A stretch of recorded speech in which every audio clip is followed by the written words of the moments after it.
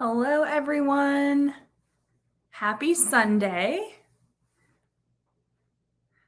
All right, so this is our weekly live where I answer questions that you might have about the upcoming AP Lang exam. So if you are an AP Lang student and you have questions about the upcoming exam, feel free to leave those questions in the comments. I'm happy to answer any questions you have about AP Lang multiple choice, the sophistication point, the FRQs. So welcome. If we haven't met yet, my name is Coach Hall. I'm an AP Lang teacher from Arkansas, and I make tutorials here on TikTok and YouTube to help students prepare for the exam. So if you have questions, feel free to leave them in the comments below. And while we're waiting on some questions, I'll just kind of address some of the kind of like top tips that I have for you as the AP exam approaches. So we've got a few weeks left, like another month or so. And so this is really the time when students can really be focusing on just kind of like improving their overall score. So one thing that I would recommend you do if you are an AP Lang student is start to incorporate just kind of like AP Lang question 3 practice into your routine, because my students tell me that one's the hardest, and I tend to agree with them. So if you haven't already done so, look into current events and start listening to podcasts or TED Talks, reading articles. That can really help. Right now, there's a lot of current events going on that are actually pretty interesting. So hopefully these are things that you could use on an upcoming question 3 essay. Something else that you can be doing is practicing writing essays, especially if you haven't done very many essays in class yet. It's really important that you're practicing writing a timed essay, so 40 minutes per essay. That doesn't necessarily include the reading time if it's like a synthesis essay, but one of the things that my students are doing in the month of April is I'm having them do a double essay, meaning that they're going to write 2 essays back to back, 2 essays that they haven't seen before. So if you haven't done something like that, or if you don't do a mock exam at your school, I would highly recommend practicing like that for the upcoming AP Lang exam, because quite frankly, having to write 3 essays in 2 hours and 15 minutes can be a lot. And so it's really good to practice that before the exam. So we've got lots of people coming in, so welcome. If you have questions about AP Lang, please leave them in the comments. I'm happy to answer them. Or if you just want to like respectfully vent, that's okay too. Just keep it polite, please. But let's talk about some words that you might need to know for the exam. Because I was asked last week, like what words people need to know. So they don't have a big long list of words, but if you don't know exigence, I would know that one. That's kind of like the catalyst of it, of like a passage. There are some multiple choice questions that ask about the exigence. There's some that reference rhetorical situation. Know that the verb underscores means emphasizes. For tone words, there's a few that I would know. Colloquial is one. They use the word ingratiating a lot. I shouldn't say a lot, but I've seen it like 3 or 4 times on like different things in AP Classroom. So some tone words could be helpful to know as well. Okay, we have a question. What is the best way to earn the sophistication point? So great question. It depends on which essay we're talking about, because please know that it is pretty rare to earn it. Approximately between 5 and 9% of students earn it. So for rhetorical analysis, the most common way to earn it is actually going to be the analysis of the rhetorical situation. So kind of like that broader context, really digging into why the speaker is making those choices for that audience on that occasion. So like the really strong analysis is one way to earn it for rhetorical analysis. But then the second most common way, and I think this one can work for certain prompts, is analyzing the complexity and tension. So if you're given a prompt where the speaker and audience have a unique relationship, like Abigail Adams and her son, John Quincy, mother-son, there was some tension there. You can analyze the complexity of that relationship. Also, a pretty recent prompt, if you've done the Lord Irwin and Gandhi prompt, there would definitely be some tension in that relationship as well. I would even say Banneker and Thomas Jefferson, tense relationship there. So, or complex, maybe tense isn't the right word. So some prompts are going to have that speaker audience tension. If you notice that, analyze that for sure. Now, other prompts might have more of like I guess I'd call it like a social tension, if that makes sense. So like last year on the exam, It was Sotomayor's speech. It was from 2001. I wish they had given the date because I'm pretty sure from what I've looked up, it was actually after 9/11, meaning like she gave the speech in like October of 2001. And so some of the stuff she's talking about with like the melting pot salad bowl stuff makes more sense if you know that it was like late 2001. But like social tensions can really help if you're looking at even like the year before when it was Obama giving a speech about like dedicating the Rosa Parks statue. And there was kind of like half the speech was him talking about her legacy. And then half the speech was more of like, here's how we could live like Rosa and that kind of thing. If you put that in like a broader modern context and analyze the complexity of the social tension, that can earn sophistication. So the least likely way that I've seen people earn it is the vivid descriptive style. If you're working on that, number one, get rid of lower level words. Number two, add in appropriate words that are higher level, especially adjectives and adverbs.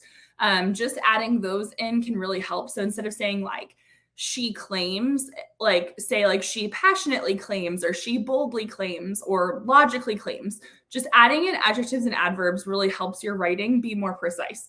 The other thing I would say about that is if you haven't already learned how to use advanced punctuation like a colon, a semicolon, and dashes, and even commas for non-restrictive clauses, it's not, I don't think that alone is going to get you the sophistication point, but I do think it can help.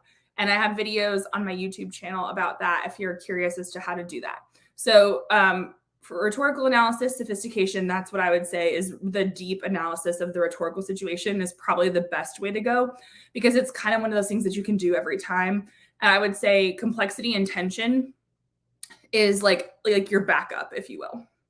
If you want more help with that, I do have a pretty recent video on my YouTube channel about rhetorical analysis sophistication. I kind of redid it.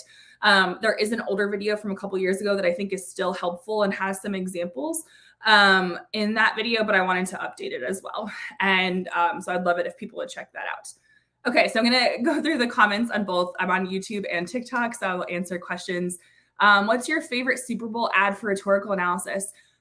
That's a tough one because I can't remember any of them off the top of my head. And like the ones that I can think of, like, I don't know that there would be much to analyze. But as far as commercial analysis, I guess this is because I am a former collegiate athlete and I used to coach high school sports as well. Like I love Nike commercials. Like just like the way they use like juxtaposition and like usually it's like contrasting images and like the voiceover. So when I have my students analyze commercials in class, we usually start with a couple like Nike commercials and stuff. So those are some of my favorites. But yeah, there are some really good Super Bowl ones. I just don't really, I don't know. I'm not like a Super Bowl person. So like I honestly could not tell you any of the Super Bowl ads this year. I feel bad, but I just can't remember them. Oh, you're welcome. All right, let's see what we got over here on TikTok. Sorry, I need to scroll up for a second, so I apologize that it's taking me a second. But thank you for the likes, by the way. That really helps. Okay, let's see. If I missed your question on TikTok, feel free to rewrite it because I'm having to scroll through and I don't want to miss somebody's question. So if you think like I skipped it by accident, please feel free to rewrite it. Let's see. Because I have like a lot of like notifications, but they're not the questions themselves. Let's see. Multiple choice tips. There we go. Okay, I have some notes because I'm working on a video on this. So give me a second so I can tell you some of my top ones. In my super messy handwriting. I just did a live with Tim from the Garden of English. So the live is on his channel, but we went over some multiple choice tips in that video as well, or that live if you want to do that. But that inspired me to make more multiple choice videos. So here's some of the things that I think students should know. Let's talk about reading multiple choice first. There's going to usually be like, I think it's in italics, but there's going to be a sentence at the top of the passage that tells you what the passage is. So it might say like the following is a speech from, I don't know, like the early 20th century. Or like the speeches for like by an activist or something like that. Hopefully they're a bit more specific, but basically read that info because it's just a sentence, but it will tell you what the passage is. And sometimes the info that they give you actually really does help. So just a quick second, read the provided info, kind of like you would on the synthesis source as well. Next tip is don't get stuck on what words might mean. If there is a question about a certain word, what it means in context, use context clues. Usually there's clues before. So like look at the surrounding sentences to see if you can find a context clue. But if you have like a super old passage for whatever reason, or just a really dense, difficult passage, I have this theory that I cannot totally prove, but my students have kind of corroborated this over the years when we've done stuff with AP Classroom. And my theory is that sometimes, not all the time, but sometimes the harder the passage, the easier the questions, and vice versa. The easier the passage, the harder the questions. And again, it doesn't mean that it's always this way. But if you find that there's a lot of words you don't know, don't assume the questions are going to be hard, but also don't stop yourself. And like, don't stop reading. Just keep going, because chances are you probably don't actually need to know that word unless there's a question about it, in which case use context clues. So don't get stuck or stressed out on really difficult words. One technique that a lot of my students prefer is to read the questions first as opposed to reading the passage first. Now, again, this is not for everybody, because I have had students in the past be like, nope, I can't do it that way. It messes up my process, and that's fine. I wish I knew that in high school. I did not figure out that until probably like some of the tests I had to take in either college or grad school. Because if the goal is to get as many points as possible and each question is worth 1 point, then we don't want to linger on questions. So if it's a hard question, don't stress about it, move on, make a guess, obviously, if you can, because we want to make sure that we answer each question, even if it's a guess. But like, don't spend like 5 minutes on one question.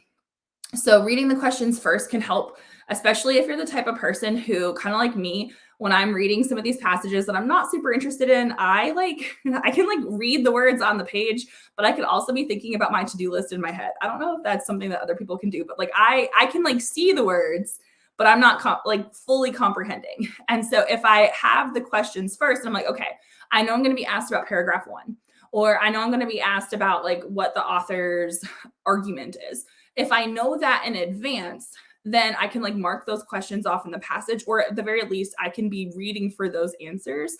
Whereas if I read the passage first, then it's kind of like, I don't know, I feel like I get more stressed out. And if you're like, yeah, that sounds like me, then try reading the questions first. Now, if you read the passage first and you're like, nope, I don't have those issues, then don't change your approach. But some of my students really like that. I would say other things, if the passage is really hard, look for verbs, because that's going to help you figure out like what the passage is about.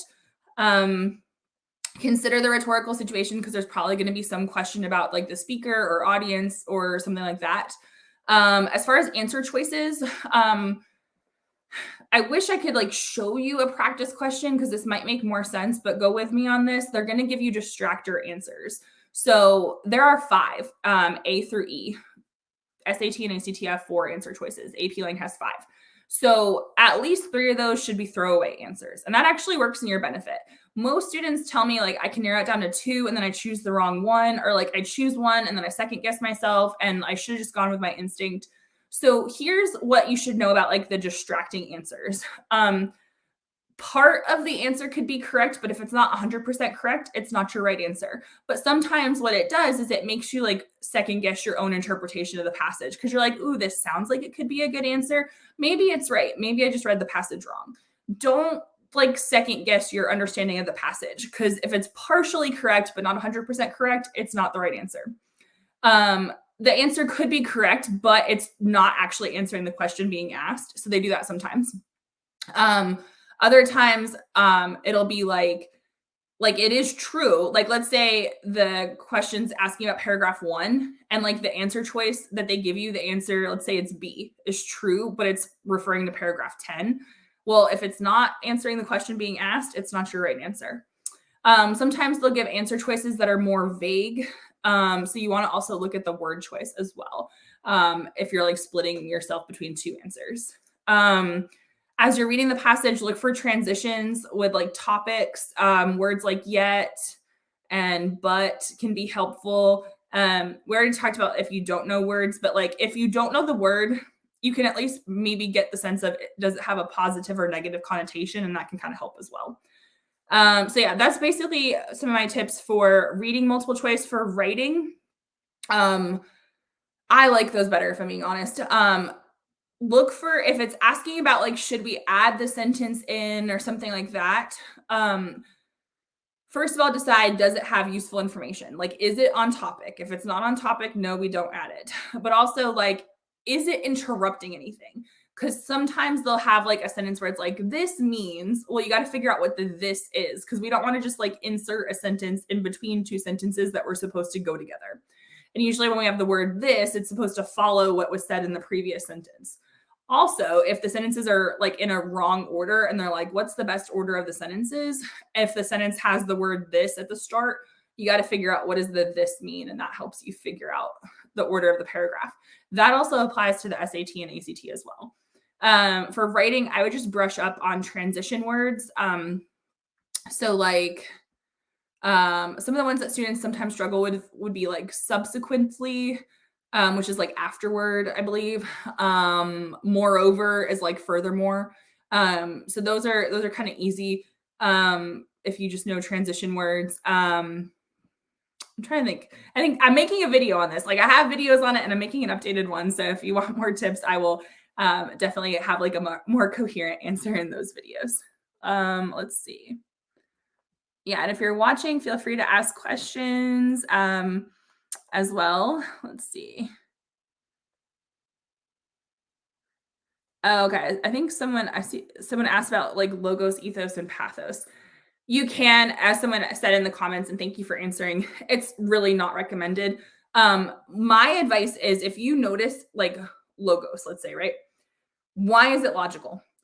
And figure out the choice that's creating the appeal. So, for instance, if you see it's logical because there's facts or statistics, write about the facts or statistics as the choice, like how they include the facts or statistics, and then talk about how it creates a logical appeal. So, appeals and tone are created with like the word choice and other choices present. So, usually, personally, in my experience, if I've seen an essay that has one paragraph about logos, one about ethos, one about pathos, usually those essays do not score well because not all three appeals are equally present in each passage, but also like by focusing in on that, you're tending to miss like the actual bigger choices present. So I'm not saying you can't write about logos, ethos, pathos, but like that's not the best approach most of the time. If you want tips on that, I do have a video and I think a blog post as well on my website about how to write about the appeals. And in that video, I kind of go through, okay, if you see this appeal, this is what you're probably really seeing, and here's what you should write about instead. And I give sentence frames to help you write about it more articulately, hopefully. So if you're like, oh, I really only know how to write about logos, ethos, pathos, definitely check out that video. So all you'd have to do is type in your search bar, like Coach Hall writes rhetorical appeals, and that video and or blog post should come up. But yeah, thank you for helping answer in the comments. I'm struggling with my research paper. I'm writing about monopolies. Yeah, that can be really tricky. I think like what's the struggle? Is it that you're trying to synthesize your sources? Is it that you're trying to like outline your essay? What's tripping you up a little bit? Because a research paper is like synthesis. It's a valuable skill. You're gonna have to do those probably depending on your major in college. You might have to do a lot of them. I love your videos. They help me get third at state. Wow, that's fantastic. That's so awesome. It's finding the research. Okay. Yeah, especially if you have to have credible sources too, which obviously you should, but like some schools have like certain like databases that you need to use and things like that. So what I would tell my students to do for research papers is like keep track of your sources because I've had students be like, "Oh, I saw this, but now I can't remember which article it was." So I have my students do kind of like a working document where if it's like digital sources, I have them put the links in it and like that kind of thing. Cause I've had students actually like stress themselves out because they like couldn't find the source they wanted. So create an organizational system that works for you as you're doing your research paper. Because it's really frustrating when you're like, oh, I know a source talked about this, and then you can't remember which one. So keeping it organized and keeping the links can really help. All right. Hey, AP Bio Penguins. I love it when you stop by.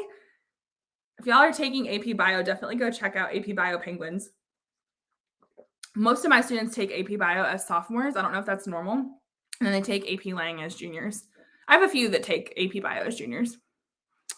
My husband actually teaches biology, not AP though. And so I've had to hear all about some of the biology stuff. I just barely remember biology. I liked it. It was my favorite science class. But all I remember is that the mitochondria is the powerhouse of the cell. I didn't take AP Bio. We didn't have it. Let's see. How much of each of the 3 essays contribute? Oh, okay. So if you're trying to figure out like how your exam is scored, let me write it down, but I think I can say it verbally and it'll still make sense. Okay. So here's how a composite score is reached. And this is like as close to the math as I can give you. It might fluctuate a little bit when College Board really does it. But your multiple choice is 45% of your composite. There's 45 questions. Each question's worth 1 point. That's easy math. The slightly harder math is that the 3 FRQs are worth 55% of your composite score. So what you do is you take each score with the rubric. So the rubric goes up to 6. So let's say you make a 4.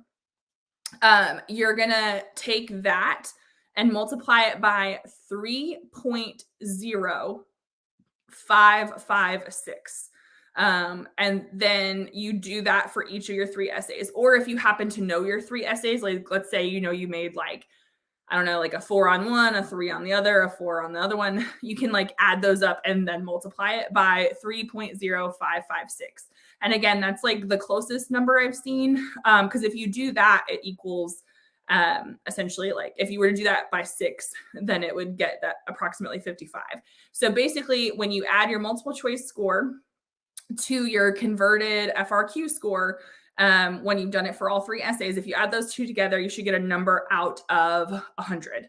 And then you can use that to convert to a composite score. It's going to be backwards for y'all, I think. So I apologize for that, but I can just kind of read it to you. But basically, if your score is between 0 and 35 points, you get a 1 composite. If it's between 36 and 51, you get a 2. And this is approximate. Like it could be a point here or there either way. Between 52 and 62 is a 3. So that's what most students are aiming for as a qualifying score. And then a 4, 63 to 72, and then 5, 73 to 100. So that's what my students do for their mock exam. It's been pretty accurate, and very helpful to kind of know where students are at this point in the year. But that's kind of how I predict my own students' composites. But again, like the cutoff could be like 1 point higher or lower. So like, for instance, I said you need 52 points to get a 3. Maybe the College Board is like, nope, it's 51 this year or 53 this year. But I think it's helpful for students to know at this point in the year, like where you are. Because my students just finished their mock a couple weeks ago. And so like I had some students who were like, ooh, like I'm at a 3, but I'm like super close to a 4. Like if I just do 2 more multiple choice questions, like I'm there. And that can be really helpful. And in years past, I've had kids be like, oh, I'm barely at a 3. Like I better step it up to be like in the middle of that range. So it just kind of depends.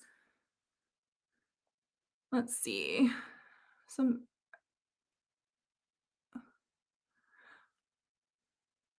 Oh, you're awesome. The videos helped you get a 95 on your argumentative paper. That's awesome. I'm so glad they're helpful.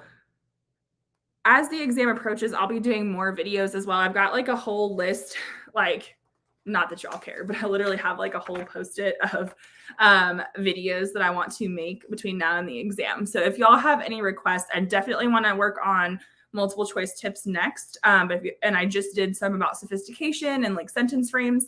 But if there's anything you're like, oh, I don't really know how to address this, or if you have a video on this, let me know and I can try to add it to the list. Let's see. So I always run out of time on my essays because I struggle putting my thoughts down on paper. What do you suggest? Good question.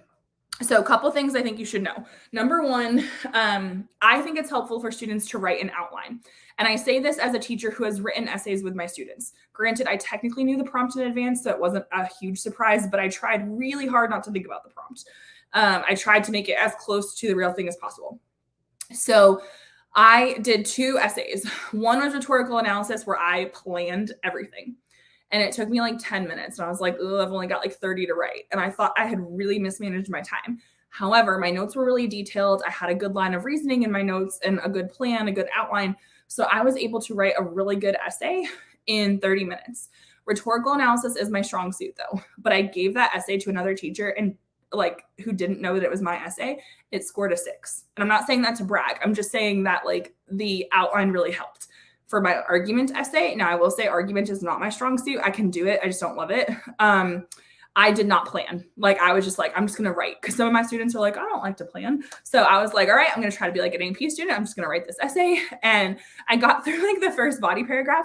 And I was like, oh, what do I do now? Like, what's my next evidence?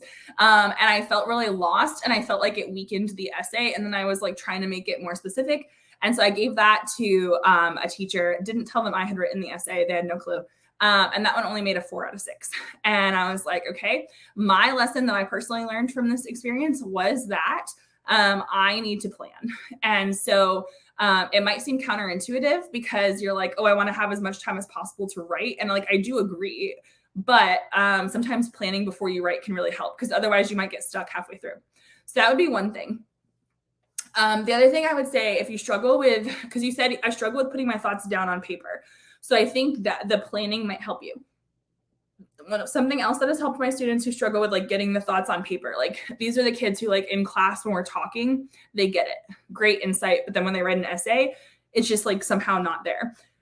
The thing that has helped them is using sentence frames. Sentence frames are kind of like a structure that you can use. And you plug in your own ideas. And I have them on my YouTube channel in a bunch of different videos. But most recently, I took my favorite rhetorical analysis ones and my favorite synthesis and argument ones and put them in a video. Because I have a resource that I give to teachers with sentence frames in it. So I made videos of it for students.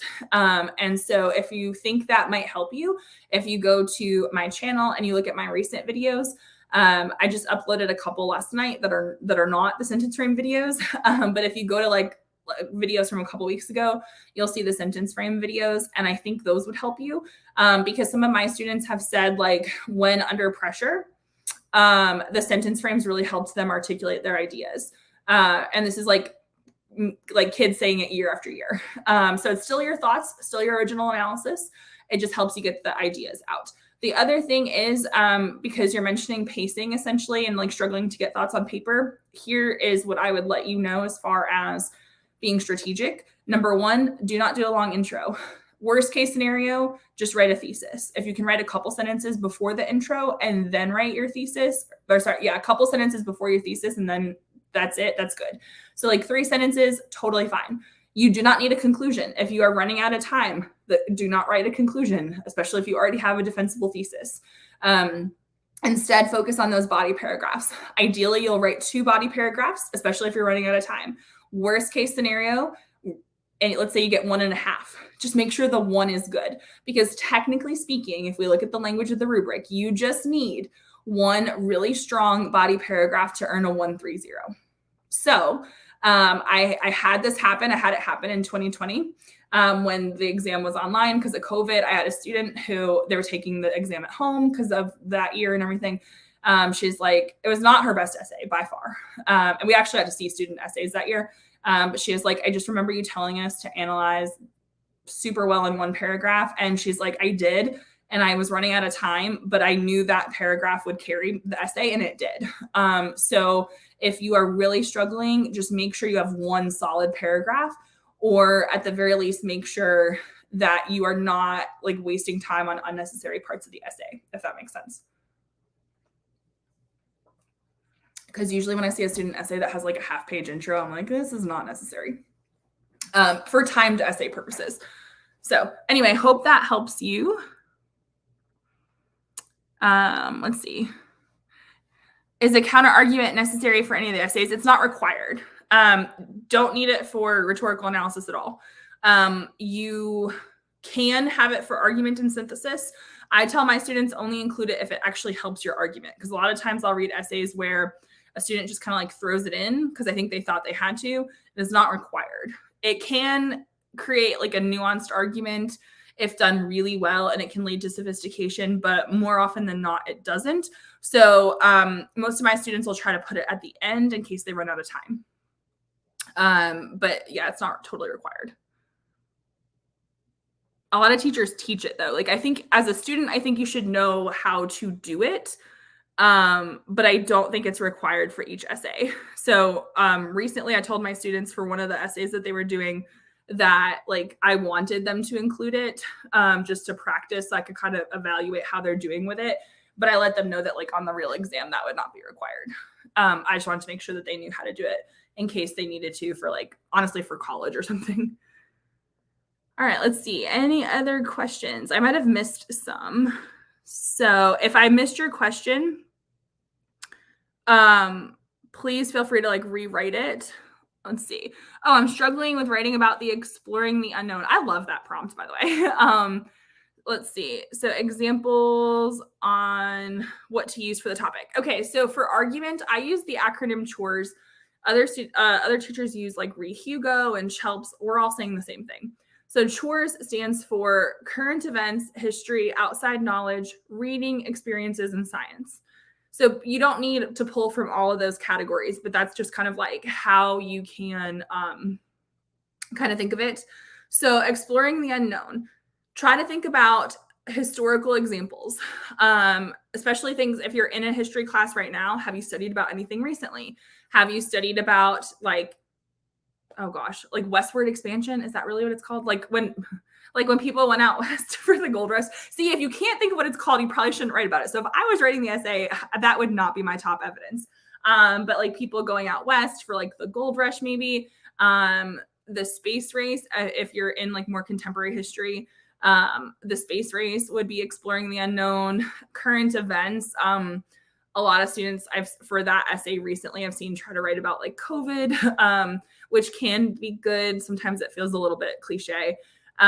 So think about like historical or current events. You can also think about personal experience. So I've had some students write some really interesting essays with evidence where like they are talking about them trying something new that led to personal growth.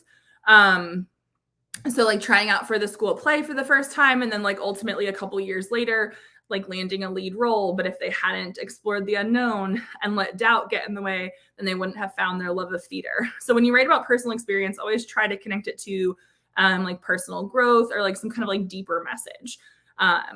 But yeah, there's a lot that you could write about with exploring the unknown. So try to figure out like what interests you. Like if you like sports, then think of a sports example. I think if it's hard to come up with evidence, it's best to write about what you know, even if it's like pop culture or something like that. I think it can be really helpful to write about what you know because usually it reads better. Okay, I can't find it, but I think someone asked earlier about like how do you describe diction or like types of diction. So you want to put an adjective in front of it. So like patriotic diction or things like that. Just instead of just saying like diction, you want to like put some kind of adjective in front of it. So it could be patriotic. It's kind of not as specific, but I've had kids write like somber if it was like a sad speech or something. Matter of fact if the person's like kind of being very blunt. So some kind of like adjective or tone word to describe it. How is the multiple choice on the exam? What level of difficulty and how can you prepare for it? Good question. So like, here's the downside about the exam is that teachers don't get to see the multiple choice from the exam. We can see stuff on AP Classroom, but they keep the exam stuff for the multiple choice like guarded, if you will, which is why students aren't supposed to talk about it. So from what I've seen on AP Classroom, the passages kind of range from being like moderate to difficult. I think that's also kind of like a matter of opinion. As far as how to prepare for it, if you do not have access to stuff on AP Classroom because your teacher hasn't assigned it or whatever the case may be, the best resource that I have found with my tutoring students is to use just old released SAT tests. Because if you look for released SAT exams, they do have them. My students take the ACT as a state test. So I have some resources for that as well. But like the SAT is from the College Board. So even though it's not the same people creating the test, I don't think, at least. And it's similar. So use the nonfiction passages for reading. So usually the first passage is fiction. And some of the questions won't match up. Like on the SAT, they ask you like, what's the best evidence for the previous question? You don't need to focus on that for AP Lang. And on AP Lang, they're not going to give you multiple choice questions about graphs. At least they have yet to do so. So you wouldn't necessarily need those questions, but the other ones would work. So I have my students use SAT passages if they don't have access to AP Classroom.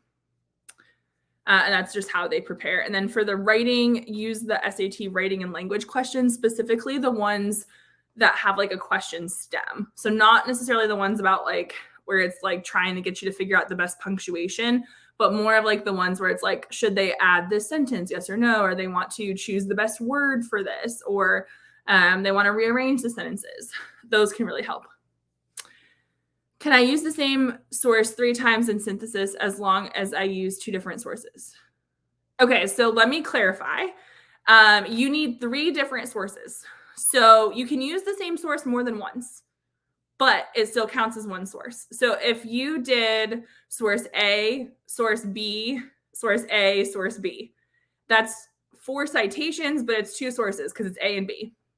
But if you did source A, source A, source A, source B, source C, well, then you've got ABC, you've got 3 sources. So you can definitely like use the sources more than once, but you have to have 3 different sources in order to be eligible for a higher score. So make sure you use 3 different ones. Usually they give you at least 6 sources. It's like 6 to 8. So pulling from 3 really helps.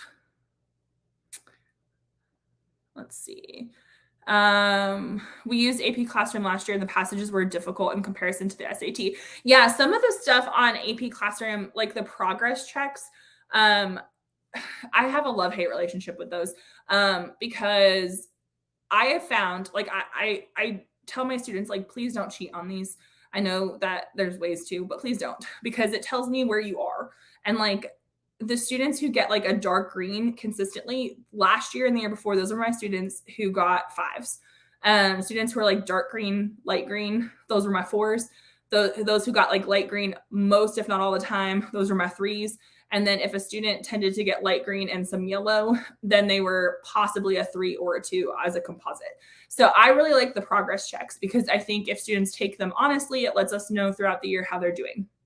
The downside of the progress checks, though, is that it's like a couple questions, then you switch passages. So it's not like a realistic experience and it can be really frustrating. But the AP Classroom does have 3 full-length practice tests that a lot of teachers use, myself included. Those are nice. Because those are like as close to the real exam as we have.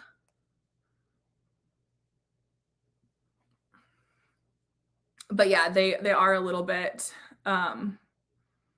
they're a little bit similar, but a little bit different from the SAT. Oh, can't stay, but wanted to say thanks for the videos. You're so welcome. Thank you for watching them. That really helps. And if y'all have any like video requests, I've got, let's see, let me tell y'all what I've got planned and you can tell me if there's anything I'm missing. I want to do an updated reading and writing multiple choice tips video. The downside is that I can't, because of copyright, I can't show practice questions and I'm not confident in my ability to like make one. Like that's like a real thing, but I can at least give tips and stuff. So I wanted to do that. I'm debating like an AP Lang multiple choice terms that you need to know. I think that'd be a really short video. I just made a TikTok about it with like 5 words that you should know. There's no guarantee those words will be on there, but they're just words that have come up a lot. I wanted to do an updated question 3, like argument conclusions video in case, so if that's of interest, let me know. I was thinking about like synthesis, evidence, and commentary because I get a lot of questions about that. And then maybe like a combining sentences video. That one probably isn't super important before the exam though. So that one might be like a summer video. But if any of those sound good or if there's like another topic, then let me know. There's a 2007. Oh, okay. It's not that it's not good to use it, but not all those questions are going to apply. So here's what you need to know about 2007, because that was far enough ago that I'm pretty sure they had 55 questions on the test, not 45. And they didn't have the writing questions because those are pretty new. So if you found an old test, like from 2007, um, it's the passages back then, they had to have like certain passages from certain time periods. So it could be helpful. Ignore the questions about footnotes because those are not supposed to be on there anymore. So if there's a question where it's like, what does this footnote mean? Those are not on there anymore. Which kind of stinks because those are actually, I think, kind of easy. Like it was easy to teach for those questions. And then if one shift that I think I've seen between like 2007 and now is they used to use like a lot of like the fancier terms, like I don't know, like let's just say like it's not super fancy, but let's say juxtaposition, right? Which means contrast. Well, now they would just say contrast. Like they would put it as like a verb and they use like more plain language. So if you're going through the old test and you're like, there's a bunch of terms in here that I don't know. Like I don't know what antithesis is or whatever. You don't need to know those for the upcoming exam. So like that's a change. Like how they've written the questions is a little different. So I do think it can be helpful, but what I would hate to see is I'd hate to see someone try that and then get like a lower score and then think they're going to fail like this year's test because like they are enough different. So if you're like, if your goal is, I just want exposure to harder passages, great. But if you're like, I really want to know how I'm doing right now, that's not the best gauge because it's such an older test. So just to clarify in case, like, so depending on your purpose, it could be good to use, but it might not be. You're welcome. So if you have questions, if you're just joining, feel free to leave your questions in the chat. I'm just answering questions that people have about AP Lang in general. And also if you're watching on YouTube, feel free to ask questions as well. And also like if y'all are not following on both platforms, because I don't know if I'm genuinely curious, like because we are on spring break, so I haven't had a chance to talk to my students. Are high school students aware of like the app, the issues going on right now with TikTok? If so, like I am on other platforms as well. So if you are looking to connect and prepare for the exam, should I not be able to have access to this app, then obviously like YouTube videos could be very helpful as well. I've heard of Clapper, but I don't know if it's like worth it yet. I haven't heard enough about it. My teacher said that one way to get the style point for the essay is to use rhetorical devices when you write. Is that true? It is true. It's hard to do though. Like, so like for instance, like I've seen like it's rare, but I've seen students use like a really strong metaphor. And like I've seen students use like meaningful repetition, but it has to be consistent throughout the whole essay. So like if you just write like two beautifully poetic sentences, like that's not enough. So yes, it can happen, but like it's really hard to do. The vivid and descriptive style is like, from what I've been told and what I've witnessed myself, is the least likely way to earn the point, if that makes sense. Is the class essay based in the way essays for every class? Okay, sorry, I want to make sure that I'm understanding the question. So is the class essay based in the way where it's essays every class more than reading and analysis? Okay, so if you're asking about like the structure of the class, like if you're asking about like what AP Lang is like, then it really varies by your teacher. So like my students, we balance reading, discussion, and writing. So yeah, they do write, but like it's to them it's not that big of a deal because we read, we discuss, and like they, because of the writing, they learn to be better. And it's not constantly essays either. A lot of teachers, myself included, do like shorter assignments, like let's practice writing an intro or a thesis or a body paragraph. That's kind of my approach, is like start writing smaller things and then build up to the essays. So now my students will be doing like an essay every week or every other week because we have like 6-ish weeks until the exam. But like that's not like a punishment. It's like a hey, let's prep for it. So the structure of the class really depends on who your teacher is though. So if that did not answer your question, then feel free to like ask it again. If I misunderstood what you were asking, feel free to correct me and ask the question again. Oh, you're welcome. So yeah, like I hate it when kids get intimidated of AP Lang, but like not it's hard because each teacher is different, but it can be such a wonderful class. But like the way I do things in my classroom, I can't speak for everybody, but it can be a really useful class just based on like what we're supposed to be teaching, like what standards we're supposed to teach.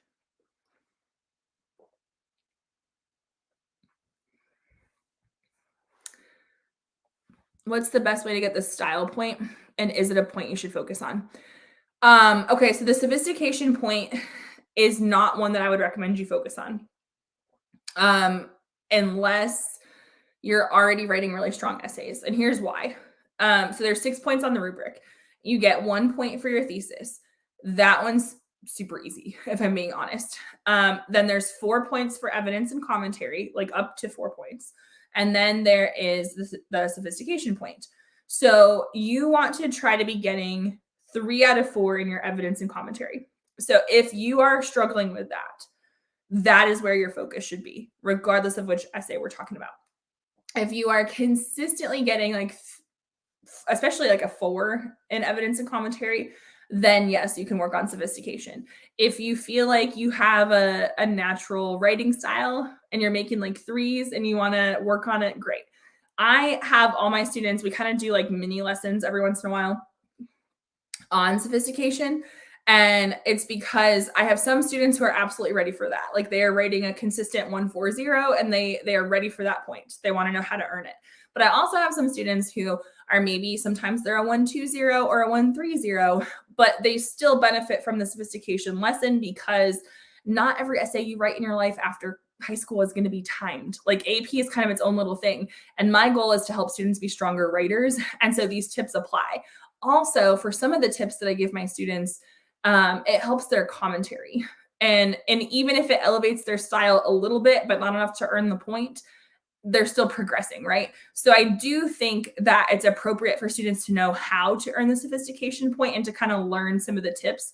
But I don't want my students to stress themselves out about it because only depends on which year we're talking about and which essay, but only between like 5 and 9% of students earn the sophistication point. So it is pretty rare. And the best place to put your focus, I think, is evidence and commentary. But I still think it's worth knowing how to do that, if that makes sense. So if you feel like you want more tips on sophistication and you feel like you're ready for it, then I would definitely say there's little things that you can focus on. If we're talking about style specifically, focus on elevating your word choice, focus on adding in adjectives and adverbs to be more precise. That can really help. Also focus on advanced punctuation. So not overdoing it, but using colons, dashes, semicolons, stuff like that correctly. So that's how I would focus on style. And if you want more tips on this, I do have a pretty recent video. It's an updated video about the sophistication point specifically for rhetorical analysis. And I cover the different ways that you can earn it in that video. So that might help as well. Awesome. Thank you for the likes. If y'all are finding this valuable and you want to tap your screen a couple times on TikTok, that'd be super helpful. I don't really know how much the likes matter, but you're welcome. And if you have any additional questions, like feel free to ask. I've been on for like almost an hour, maybe like 50 minutes. So I'm happy to stay on a little bit longer in order to answer questions that people have. Also, in case anyone is curious, I do go live each week Sundays at 3 p.m. Eastern time. And as the exam approaches, I will be going live more frequently. I don't know exactly when. I'm going to be doing some lives with Tim Freitas from the Garden of English on his channel.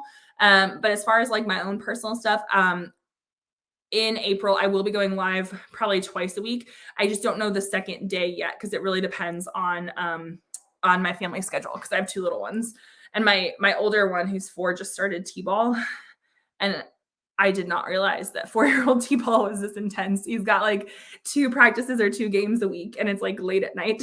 So once they're in bed, I will like go live on TikTok throughout April, like at least twice a week to answer questions.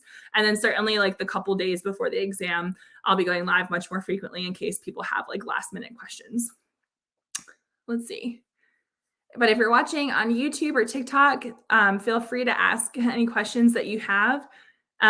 Also, if you're a student who's like, oh, I want to ask questions, but like, I don't want to ask questions on like social media or something, I do offer tutoring sessions on OutSchool if you're interested in that. I have group classes and I have one-on-one sessions. So if you're on TikTok, the information for that is in my profile through OutSchool. And then if you're on YouTube, it should be linked in the description. And if you have specific questions about it, you're welcome to just like reach out to me and I can help.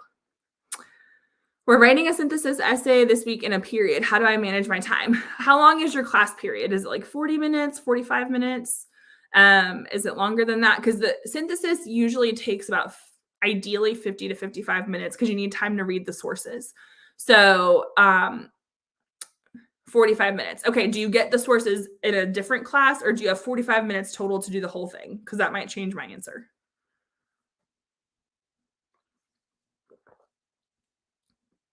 Because my class periods are 45 minutes. And so I usually give my students the sources the day before, which kind of stinks because it's not like a cold read. Just 45 for the total. Okay. Oh, that's tight. Okay.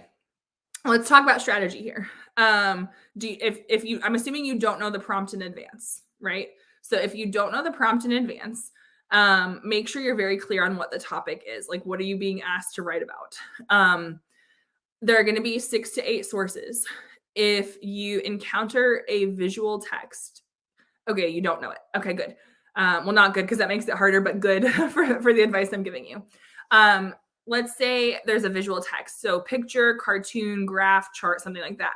If it's one of the first couple sources, it's probably better to like skip that and come back to it. So for instance, in 2019, it was a prompt about wind farms. And the first source was a picture of wind farms. When I've given that to my students as a cold read, they've all been like, what is this picture? And when I give it to them in class, because I kind of changed my approach with that one, when I'm talking them through the sources, I'll be like, hey, what do you see in this picture? And they're like, oh, a lot of open land or a lot of wind turbines or, oh, they're really big or, oh, there's mountains in the back. And so like they can kind of like put like notes on their picture, right? But sometimes when the visual text is early, students don't really know how to use it. So if you go and read the other sources and then come back to it, then you're like, oh yeah, this other source talked about how they need a ton of space. So this picture shows that we need a ton of space. So I can like link these two together. So that would be like one tip in case that applies. I would annotate sparingly. So for instance, like if it's a long source and you're really pressed for time, like read the first paragraph and then the topic sentences of the other paragraphs and maybe the concluding paragraph just to kind of get the gist of it. And then if you're like, oh, I need to read this more closely, great. If there's a source that you're like, I don't understand this, or I'm definitely not using this for your situation, and this kind of goes for exam day too, ignore it because you only need 3 sources. As you're reading, try to be thinking about how the sources connect. So like when I do a synthesis prompt with my students in class, they'll like read source A and we'll talk about it. They'll read source B and I'm like, okay, is there any connection between source A and source B? Like, do they have any similarities? Are they opposites? And then we'll add in source C and so thinking about, it's not that you have to connect each source to each other source. But like by the time we've done all 6 sources, students are kind of like, okay, well, A and D both talk about this, so we could put them together. So if you kind of think that way as you're approaching the sources and maybe make yourself like a little like T-chart or chart of some sort, that can really help. Since you only have 45 minutes and you're having to read the sources and write the essay, I would say super short intro, maybe a sentence or 2 plus a thesis to kind of say like, here's the issue, here's my position. And I would say probably 2 body paragraphs. I don't know that you could reasonably do 3 body paragraphs in your time constraints. So try to put 2 sources per body paragraph. So, and I would plan that out in advance. Like I would say, okay, here's my thesis. This is what I'm intending to argue in body paragraph 1. This is what I'm intending to argue in body paragraph 2. And so body paragraph 1, my main idea is this. These are the sources. and that way you can just kind of keep yourself honest. Also, that way, not honest, on track. And also, if you like are running out of time and you haven't gotten that third source in, it's a way to be able to say like, oh, yep, I need this source in there. So that would be my general advice. Make sure that if you're looking for evidence, it can help to prioritize facts, statistics, real world examples, and like expert testimony, because that tends to lead to a more logical argument. And for commentary, really ask yourself like why it matters. Kind of ask yourself like, so what? So like, for instance, if you're including a statistic, like in the wind farm prompt, there's a chart and it shows that wind energy is 1,164% more efficient. Okay, great. Why does that matter? Well, like, and if your argument is that it's like clean and efficient and we need to prioritize this because it'll help the environment or whatever it is, like the so what comes from that. So it's not just about finding facts and statistics, but really thinking about why these facts and statistics matter, if that makes sense. So hopefully that helps, because 45 minutes is a tight turnaround to read the sources of a synthesis essay and write it. I would say a conclusion is not necessary in that situation either, just personal opinion. Just really focus on those body paragraphs. Thank y'all for the likes. All right, let me make sure I didn't miss any questions. Okay, I think I'm all caught up. So if you have a question, feel free to let me know. Yeah, sorry, that might have been a lot of information, but hopefully it was helpful. If it's your first ever synthesis, and you have like questions, I do have a synthesis playlist on my YouTube channel. Like if you're like not sure about like thesis statements and stuff, or citing, make sure you clearly cite your sources. Because sometimes students forget that, like, especially if you're like rushing. So make sure that you actually cite where the source is coming from. The preferred way to do that is a parenthetical citation, meaning you put it in parentheses at the end of the sentence, instead of saying like according to source A.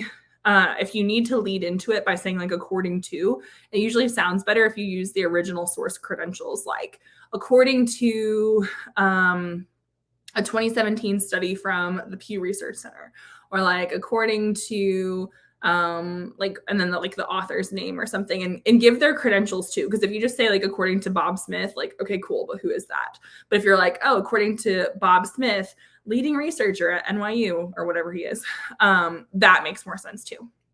So yeah, just don't forget those citations, because it really helps. Sometimes at the exam, they're a little bit lenient with citations, but like as teachers, it really helps us if they're clearly cited. And in the rubric, it does say that they have to be cited. So I tell my students personally, like, don't bank on leniency, like just make sure they're there. Because that's actually one of the things that I do when I'm grading synthesis essays, is before I actually read it, I go through and make sure there's at least 3 sources. Just personal preference, I guess. How can I improve analyzing an argumentative essay prompt? Okay, great question. So here's the thing. One of the biggest mistakes I've seen students make lately on recent exam years is like not actually answering the question being asked, if that makes sense. So like, for instance, last year's prompt was a little bit tricky. I know of some teachers who did not like the wording, and I tend to understand where they're coming from. But like last year, it was like, analyze Powell's claim about decision making. Well, you have to figure out what his claim is. And it was this whole thing about like timely decisions versus quick decisions. So it's really important that you think about like, what am I actually being asked to assert a position on? And so like a couple years ago, it was the value of striving for perfection. But what happened was like some of the students wrote about like the value of perfection, which is different, because like striving for perfection versus perfection are 2 totally different topics. Like they're obviously similar, but like, so number 1, identify what you're being asked to write about, and make sure you understand that. Then I would say, as you're brainstorming, start to think about examples from like current events, history, whatever knowledge that you have, personal experience, and start to think about which like examples you could write about the best, because we want that specific evidence. So before we were talking about the exploring the unknown prompt, and I was like, well, you could write about like, I don't know, westward expansion. I personally couldn't write a good paragraph about that because I don't remember much from my high school history classes about that. But I might be more knowledgeable about the space race. So sometimes the whole brainstorming thing is to eliminate some of our ideas. Sometimes we need to get like our ideas out on paper and brainstorm, and then we can write, like we can choose better ones. You know, you could write about personal experience and things like that. So we want to make sure for argument essays that you are choosing specific evidence that you can write about well. So you want to make sure that you know specific people's names, dates or time periods. It doesn't have to be the exact date, but we want it to be kind of like the specifics of the time period, and tell us what happened. Even if you're writing about somebody like super famous, like Rosa Parks or Martin Luther King Jr. or Thomas Edison, tell us a little bit about that person. Give us a couple sentences of context as you lead into your evidence, and then make sure you have commentary. So your commentary is like the why it matters, like the so what. So like, you know, Thomas Edison invented the light bulb. So what? What does this show us about striving for perfection, if that's the prompt that we're talking about? So that's where I think there's usually a big disconnect, is either number one, students misunderstand the prompt and they write about the wrong topic, or like number two, they maybe don't choose the best evidence. So really think about what you personally can write about well. I, as a teacher, would much rather you write about something that you are knowledgeable about, where you can build that credibility, as opposed to something that like maybe you can't write about as well. I've read some great essays where students have written about, you know, like sports and things like that, because that's what they knew. And so it came out well in the essay. But yeah, big thing with argument is like, why does this matter? Like, what is the lesson from this example? And really connect it back to your thesis. Like, so if you're writing about exploring the unknown, what does this example show us about the value of that? And make sure that you're like really explicit with that. So those are just some general argument tips. Let's see, we have a question on YouTube. Any suggestions for an AP mock exam, entire 3-hour, all parts? So yeah, basically like these are also exam day tips, but for the FRQs, specifically, if you're doing a mock exam like that, that's simulating the real exam, then make sure that you are prioritizing your strengths. So if there's certain prompts that you feel more comfortable with, I would probably put those first if it were me. Make sure that you have, if you're allowed to watch, or like whatever the timing is, because on the exam you're allowed to watch, it just can't be a smartwatch, and there's supposed to be a clock in the room. But it really helps if you're able to like check your own time and keep yourself on track. So that would be something really important for a mock exam. And the real exam, I would say, think about the rubric. So make sure that you are including that evidence and commentary. Don't worry so much about a conclusion paragraph. Don't worry about 3 body paragraphs. 2 developed, strong body paragraphs are just fine. So like really think strategically about what is going to help me write the best quality essay. For multiple choice, just keep an eye on the time. Don't linger too long on any one particular question, but make sure you answer all the questions to give yourself a chance at it. Most of my students, I would say, probably spend a little bit more time on the reading than the writing. If my students are stronger at writing, I have a couple students each year who are just way better at the writing questions. If they're able to, like, they go to those first, because it's all about trying to earn as many points as possible. So that might help as well. Those are just some like general tips, but like it's all about pacing. And I think knowing the rubric really helps. You know, you don't need a counter argument. You don't need 3 body paragraphs. You don't need a conclusion. So work smarter for the time that you have. Let's see, tips for a synthesis essay. I would say for synthesis, prioritize facts, statistics, real world examples as evidence, and really think about like what those show. Try to put 2 sources in your body paragraphs to create like a conversation. Because I've seen essays where it's like 3 body paragraphs and each one is like 1 source each, and those tend to be more disjointed. Like they tend not to have as strong of a line of reasoning. Also for synthesis, some of the topics they've been giving lately are relating to like education. Like, I don't know if you all will have one this year about education, but last year was STEM initiatives, and the year before was cursive. And so like they're not controversial topics, but I think it helps when you're thinking about the commentary is like thinking about like why the topic matters. Like, so for commentary, think about like who benefits from this, like who is helped, who faces a disadvantage. Think about like why this matters to society in the short term and the long term. I think that's also important because like sometimes students like are presented with these topics, they don't really think about the why. And I think that really helps the commentary. For synthesis, also make sure that you have 3 sources. I know that's kind of a given, but you can use the same source more than once, but it still counts as one source. But yeah, try to think about the big picture of the issue because that can help your commentary for sure. All right. Any other questions? I've been live for a little over an hour, so I'm happy to stay on for a few more minutes and answer any AP Lang questions that you have. Just a reminder, I go live each week. So if you just joined and you don't have a question, you are welcome to join next week. I go live each Sunday at 3 p.m. Eastern. You can also ask questions on my YouTube or TikTok videos, and I'm happy to respond there as well. And in case you're curious, I've had a couple students ask about tutoring. If you're on TikTok, the information for that is in my profile.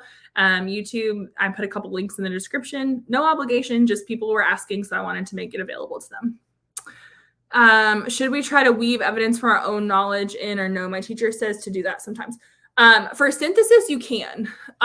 It can, because it kind of counts as like commentary. And really for synthesis, it's like, we call it situating the issue in a broader context. So I can't say that it works for every prompt. Like a couple years ago, I think it was like 2018, the prompt was about eminent domain. And like most students do not have experience with that topic at all. But they've done things like libraries where I've had students write about like their local public library. So like one of the sources was a schedule. And so they talked about like, you know, how the schedule shows that there's like classes for all ages, and they were like referencing that. And then they talked about like our local library and like how they remember going to story time as a kid and how it helped their love of literature or whatever. And honestly, like sometimes I know kids like fluff this up and that's okay. So yeah, you can use personal experience.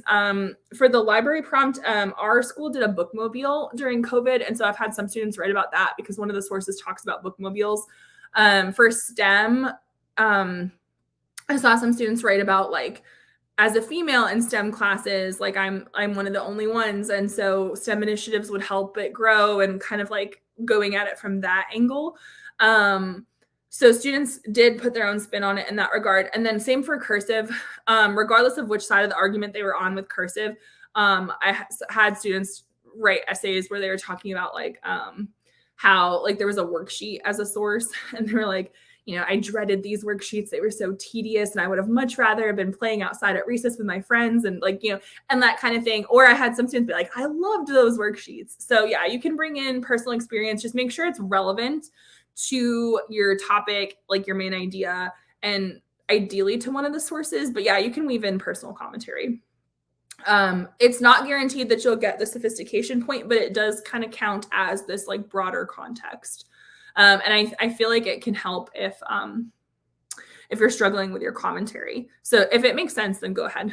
How many sentences should an argument essay introduction have?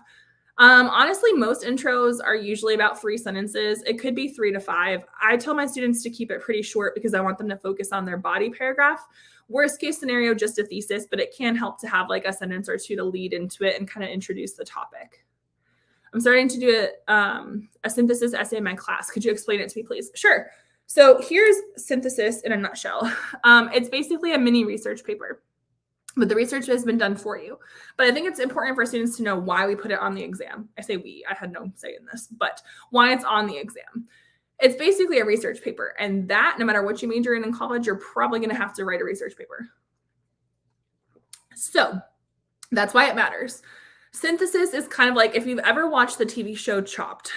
basically everybody gets like a basket and like 4 ingredients, and they all have to use the same 4 ingredients, but they all produce a different recipe. That's kind of like a synthesis essay.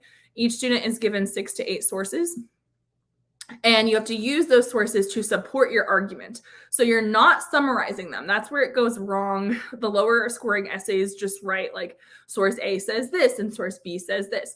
We don't need you to summarize it for us. What we need you to do is we need you to like pick a side, like come up with a position, and then use 3 sources to support that. So I tell my students to try to put 2 sources per paragraph. You can use the same source more than once, but you need 3 total. So let's say paragraph 1 has sources A and B, and then paragraph 2 has sources B and C. That's fine because you have A, B, and C. You have 3 total.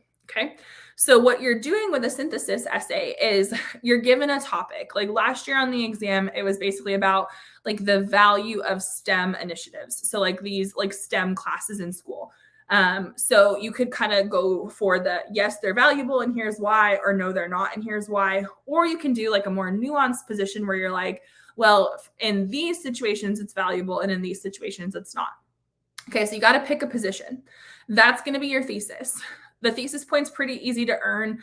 I would use the language of the prompt a little bit in your thesis. So basically, if they're asking you like, what is the role of public libraries? You could say public libraries are integral to society because, and you give us your reasons. If you're not sure what your reasons are, go to the sources. As you're reading the sources, annotate, look for real world examples, facts, statistics, expert testimony that can help. That can be evidence that you can incorporate to make your argument more logical. And then as you're reading, really be thinking about like, why does this issue even matter? Because it might not seem like libraries are a big deal at first, right? Or you might think, yeah, nobody really reads anymore. I think it's just a bunch of old books. But when we recognize, for instance, that libraries don't just offer books, but they offer ebooks, they offer computer classes, they offer literature classes and like story time for kids, well, then we can start to see them as being more important and we can incorporate that into our argument as well. So that's kind of what a synthesis is. It's like a mini research paper. I do have some videos on this on my YouTube channel. So if you want to get a head start before your teacher does it in class, if you like search for Coach Hall writes like how to write a synthesis essay or what is a synthesis essay, sorry, I can't talk.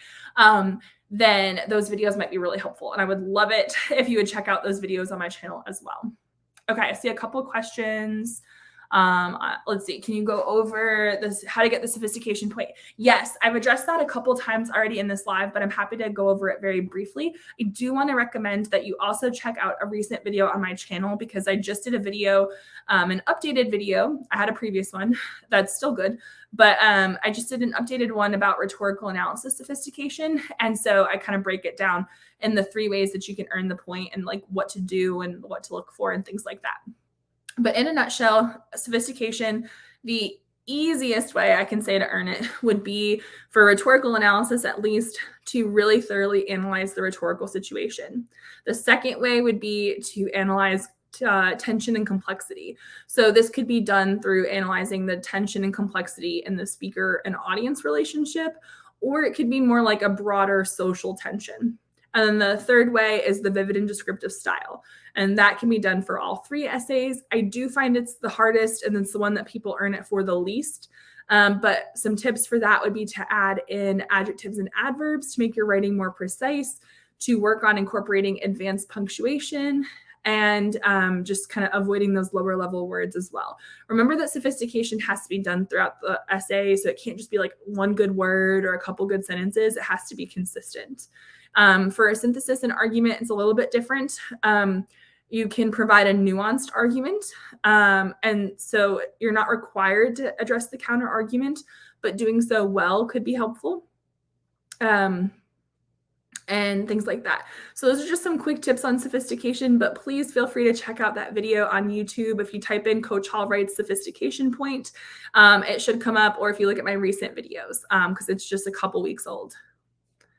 Can you provide any tips to someone who struggles with answering multiple choice questions correctly? Yes. So I'm actually working on an updated multiple choice video. But one thing is recognizing that because there are 5 answer choices, usually a couple of them are throwaway answers, like they're wrong. So then usually you can narrow it down to 2 or 3. So that's where it gets a little bit tricky because sometimes you got to kind of know how they're creating these answer choices. And I think that kind of helps. So sometimes what they do is they have an answer choice that is partially correct. Like half of the answer is true and half of it's not. Like for instance, I was working with a student during a tutoring session. We were looking at a question and it said like I'm paraphrasing here, but like the speaker had a patronizing view toward American women. Well, she was talking about American women, but it wasn't patronizing. So that word made it wrong answer. So even though like, yes, she was talking about American women, it was not the right answer. So one word can make it wrong. Partially right is not the correct answer. Also, sometimes the answer choices, are like right, but not for the question being asked. So like if they're asking you about paragraph 1 and they give you something that happens in like paragraph 10 and you're like, oh yeah, that did happen in the passage, but it's not paragraph 1, wrong answer. So those are some other things. So it might not answer the question being asked, or it's correct, but it's like not the right like part of it. It could be partially correct. Sometimes the answer choices are more vague as well. So we want to really make sure that it's answering the question being asked.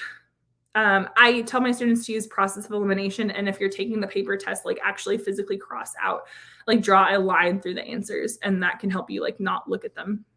Because sometimes what happens is students will like go back to the top and they always start with A, but like if you've eliminated A, then we want to make sure that we're like, not wasting time that way. But yeah, those are just some general tips, especially for the reading.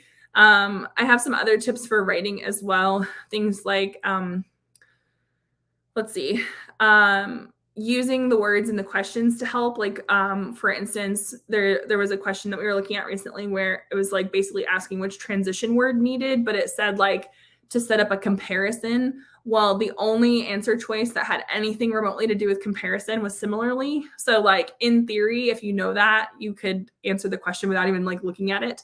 I do recommend that you look at it, but like just double check. Like if you're like, oh, okay, well, it said which one sets up a comparison. Let me start with this word similarly because I know it sets up a comparison. So like little things like that can really help as well. But yeah, I'll be doing an updated video on that with like additional tips. I do have some videos about it, but the downside is I can't, because of copyright, I can't put actual questions on there. So I'm going to try to do a video where I like don't show an actual question, but I try to like give you like my own kind of like example so you can see. So yeah, those are some tips for multiple choice. Let's see. I'm doing AP Lang next year and I'm scared. Any tips? Honestly, I think it can be a really great class. I know everybody's experience is different, but don't be scared of it. I'm glad you're here.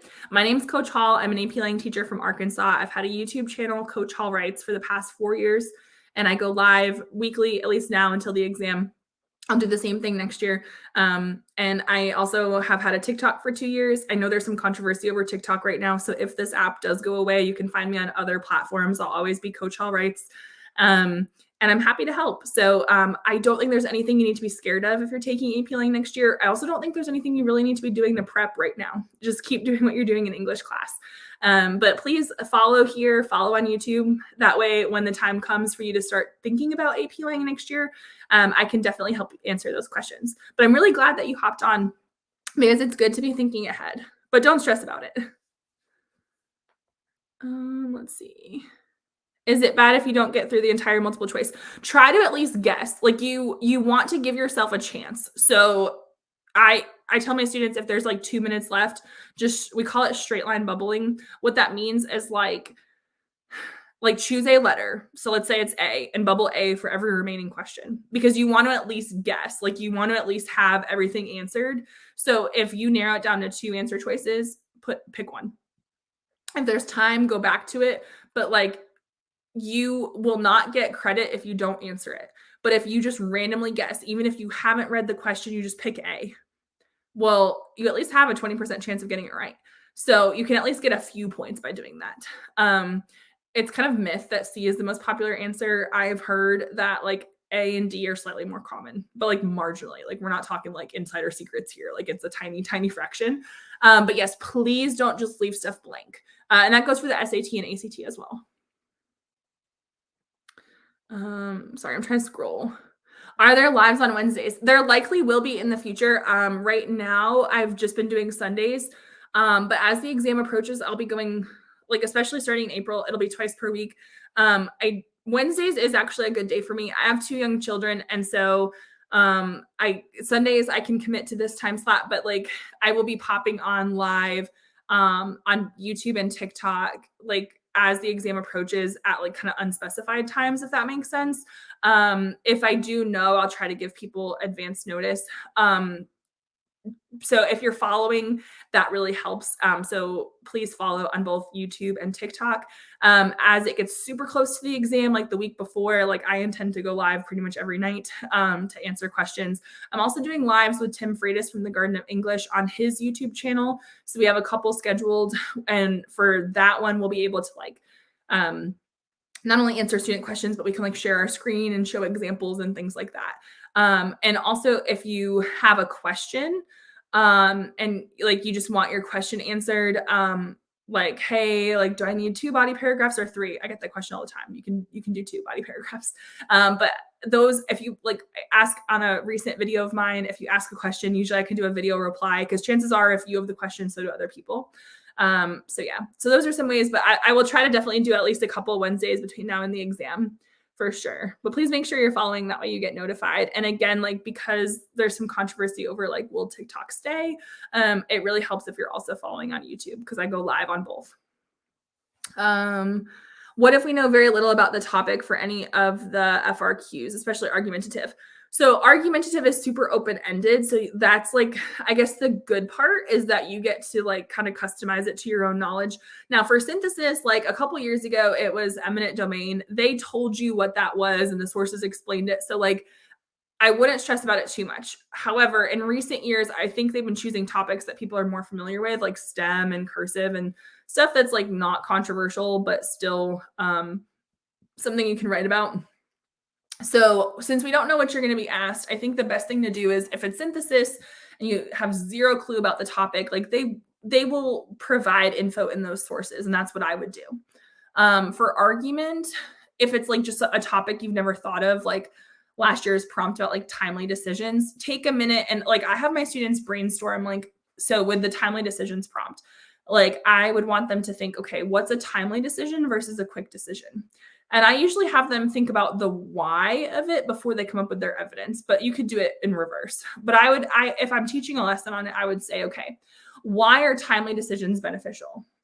Well, it allows you to gather the facts. It allows you to make an informed decision. Okay, why are quick decisions beneficial? Well, sometimes you have to act impulsively. Okay, why are quick decisions bad? Well, sometimes you act impulsively and you really should have thought about it first. So I have my students write down kind of like the why or the reasoning, and then I have them try to think of examples. So like, when in history did somebody make a timely decision, or when in current events or personal experience? But so I don't know if that's like a common approach, but I think sometimes the why behind it helps. And you could do that with any prompt.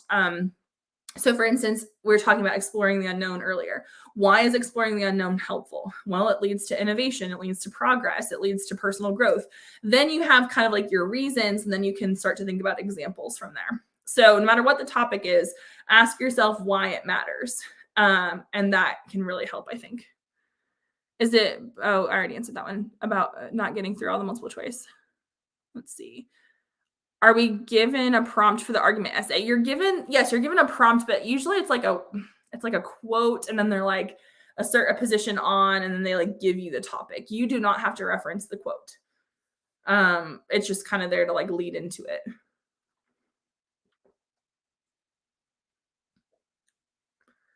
So yeah, I think in one recent prompt they didn't give a quote, but usually it's a quote. And but you don't have to reference the quote, but it'll be like, here's your quote. And then it'll say like, write an essay in which you assert a position on. And then that's like the part where you zero in on the topic, where it's like the value of exploring the unknown.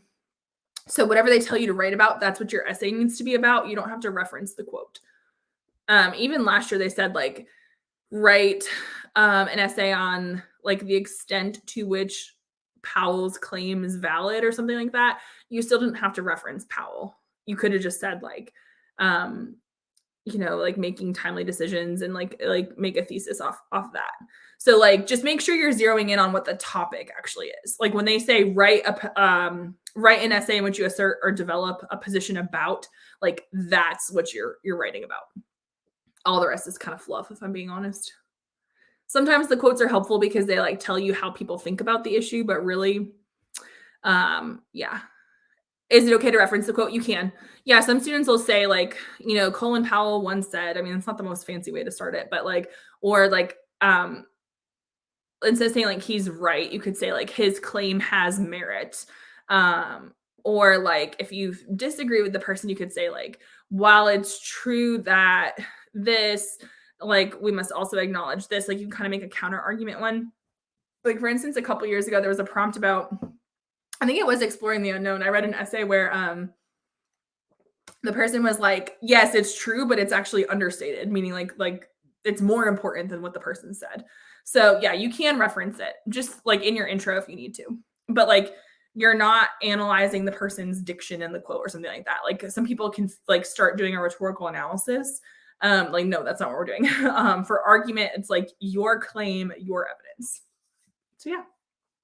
Okay. Any other final questions? Y'all have had some great questions today. Thank you for the likes, by the way. So I've been on for about an hour and a half, so I'll wait for another, like if there's any like last minute questions. But I will try to go live, obviously like next Sunday as well, and more frequently. If people have questions, please feel free to reach out by asking questions on YouTube and TikTok. I'm happy to answer as I can. Also, if you're interested in like more specialized help, I do have some classes on OutSchool coming up. OutSchool is an online platform. If you use the link, if you're on YouTube, description box, if you use TikTok in my profile, there's like a referral link and you get a credit. And so you can get a 20-minute tutoring session. You could get like a group class. Just throwing that out there because I get asked about tutoring a lot. You're welcome for doing the lives. Thank you for attending. Do you know if Albert.io or UWorld is good? So I started looking into, I've seen a little bit of Albert.io and I like it, but not everyone has access to it as far as I can tell, because I think it's like a paid thing. But I do like it. I also like UWorld. I'm looking into UWorld more. I think they're good. If it's a paid thing, for free resources, I just have students look at the SAT stuff, like the released SAT test. But those are not totally geared toward AP Lang. There's just like they're kind of similar. So I do think Albert.io and UWorld can be good if you're looking for additional practice. I do think they try really hard to make it close to the test, and they provide like answer explanations and things like that. So if you're looking for additional practice, I would say those can be a good option. What can you say instead of describe or shows? So instead of shows, illustrates, highlights, suggests, demonstrates, reveals, portrays. I have like a whole list in my room on like a little word wall thing. So those are some. They all mean shows. Underscores, which means emphasizes, which is another one. Instead of describe, maybe like describes or details. You could say vivid. If it's like super vivid, you could say like vividly describes, or like you could put like an adjective like or adverb like logically describes. So if you want to just like, instead of changing the word describe, you could put like a descriptor in front. That could help as well. How are you supposed to know the audience for the rhetorical analysis? Sometimes it's in the prompt. Usually if it's a speech, there's like a clear audience, like they're speaking at a convention or something, or like it's like a president speaking to the American people. So you want to just think about like who's there. If it's an article, that's harder. They haven't really used an article recently on the exam, so I'm kind of waiting for them to just like throw one out there. But like think about who would be reading it. So like if it's in the New York Times, like what type of people read that? But also think about the content. Like are they usually like there's a target audience? Like if it's an article, are they targeting parents? Are they targeting teachers? Are they targeting like a certain generation? because there was a prompt back in like 2013 where it was like an excerpt of a book. It's the Louv, Louv prompt. My students do that one. And there's like one part where he's talking about like we, and I'm like, okay, I ask my students like who's he actually referring to here? And they're like, boomers. And I'm like, yes, his audience is boomers. You are not his audience. He is not writing to you. He is not even writing to me. He's writing to people in his generation. So that can really be helpful. But like usually with a speech, there's like a clear audience. So like if they say they're at a convention, like a women's suffrage convention. Okay, well, who attends a women's suffrage convention if it's in like early 1900s? Well, activists, people who wanted women to have the right to vote. If it's like the president addressing the nation, well, they're addressing the American public, and that's their audience. So sometimes the audience is explicitly stated in the prompt, other times not. But you got to really think about like who is reading it. Sometimes the audience is really small. Sometimes it's one person. Like if it's a letter, like for instance, a couple years ago, it was like Gandhi's letter to Gandhi's letter to Lord Irwin. The audience was Lord Irwin. Like we are not the audience. Like he wrote it to that one person. So, and then you can think about what kind of relationship those two people have. Like, is it a friendly relationship? Is it a contentious relationship? And that kind of thing. So that's kind of how you figure out the audience. All right. Thank you so much, everybody. I think I answered all the questions. I know a couple people just joined. So if you have any follow-up questions, and thank you to those that shared it, by the way. If you have any follow-up questions, feel free to like comment on a recent video on TikTok or YouTube, and I'm happy to answer as well. And I will be going live more frequently. So each week, thanks, Zane. Each week I go live Sundays at 2 p.m. Eastern. No, 3 p.m. Eastern, 2 p.m. Central. I'm on Central Time, sorry. But I will be going live more frequently as the exam happens. So please make sure you're following. That way you get notified. And also, like, please follow if you can on both platforms, both TikTok and YouTube, because I'm not so sure what's going on with TikTok. And I want to make sure I can still reach you to help you as the exam approaches. Okay. So anyway, thank you so much. Thank you for the likes and the follows. And best of luck as you head into your next week of AP Lang. Bye, everybody.